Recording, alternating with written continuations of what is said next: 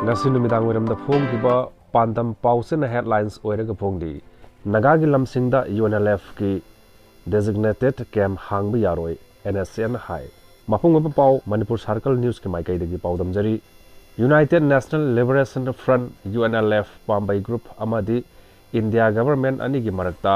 handakta khudek pinakhiba peace agreement aduga mari leinana ngasi National Social Councils of Nagalim NSN na akan miniang changbaga loinana lup asigi maikai dagi naga taba maphamsingda hairiba UNLF pambai group ki designated camp amata thamba yaroi haiba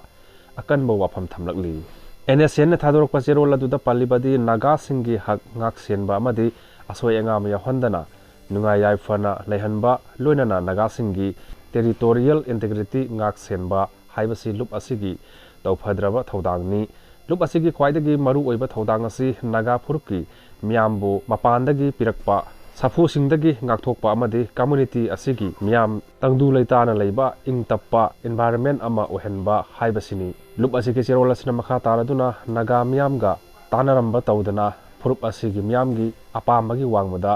UNLF ki camp sing sengbalakpagi matangda yaningdaba phongdokpaga loinana hairiba camp sing asi athubada hongdokhinaba loinana UNLF pambai group ki forcing naga mafam singda thamjalakpa haibasi naga singbu thawoidaba amadi awangba thakta kandem tawningai oiba thawongni haiba wafam thamlakpaga loinana NSN amadi India government anigi marakta peace talk ki khudek pinakhibagi mawong aduga handakki UNLF pambai group ka